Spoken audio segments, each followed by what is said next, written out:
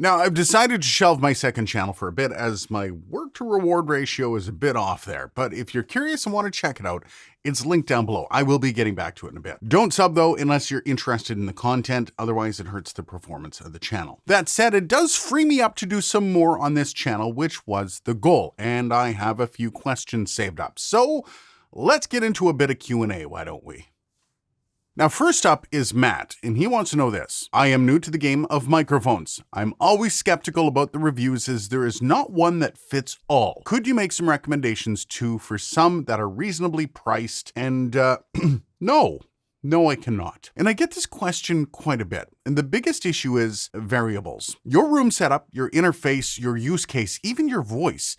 And that's just the tip of the iceberg. These are all the variables that come into play when recommending microphones. Sadly, despite all the reviews out there and how overwhelming it can be, you actually need to pull up your big boy pants and make the decision on which one to buy yourself. Reviews can give you all the information about specifics on different gear, but we're not a boutique shopping channel where we do one-on-one consultations. And that's due to all the reasons listed above and, well, time. So if you're new to microphones and audio gear in general, do your due diligence and go from there.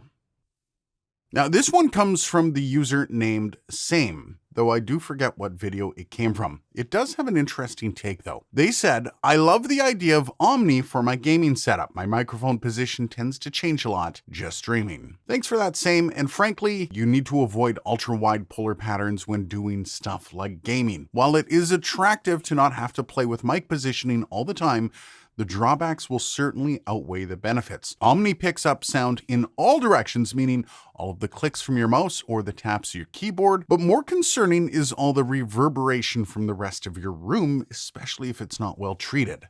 But if you want something a bit more versatile, you can go with a shotgun mic, kind of like this one. It's mounted above your monitor or your camera. That takes the microphone right out of the frame and gives you a bit more room to move around. Now, it isn't perfect, but it isn't as bad as going off axis with a cardioid. And you can get some at somewhat decent prices. Now, you do have to still pay attention to where it is being pointed, and you may have to treat your room a bit more as well, but nowhere near as much if you use a mic in Omni. Again, I forget where this video comes from, but it wouldn't matter anyways. The guy, that's what his name is, asks, liked the music, is there a full version? And the answer is yes. Yes, there is.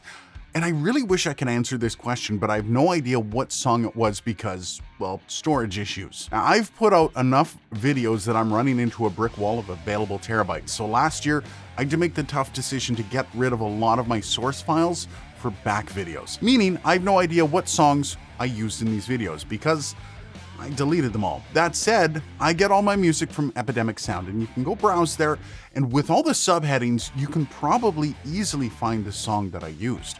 And you can sign up for a 30-day trial for free, and what the music you use, you can actually keep in the stuff you use it in. Now, you can't use it beyond the 30 days, but you will be able to use it in that content. So it's a great way to get a little bit of music for 30 days, and check it out if you're interested. I love the service, and it supplies all my videos. All that said, affiliate links are down below. Now, next, this one comes from String Storm, and this is off my video, Do You Need Shock Mounts? And it's an interesting perspective here. They said, there are plenty of aftermarket shock mounts that cost $10 that are of high quality, so what's the problem? And then they go on to reiterate that same point. And to a degree, you weren't wrong, but let's explore what you mean by getting the most out of your setup. Now, a shock mount is just a way to reduce bumps to the surface or connecting mount to the mic.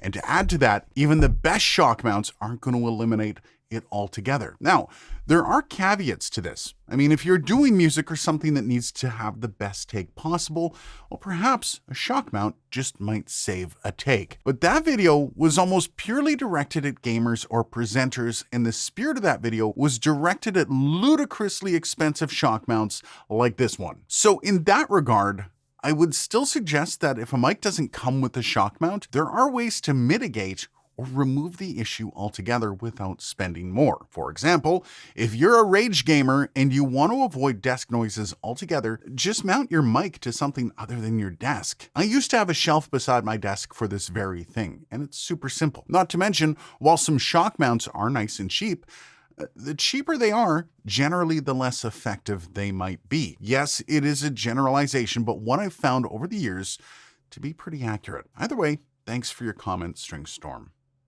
And this one comes from 2FD, and they say, it's always better to make a comparison with mics that have the same pickup pattern. Thanks for the comment, 2FD, and I'm a bit off with this. So yes, certain polar patterns will have different responses to the frequencies, but unless I'm comparing them off axis, it doesn't really matter. For the most part, the sound quality is paramount no matter what the polar pattern is.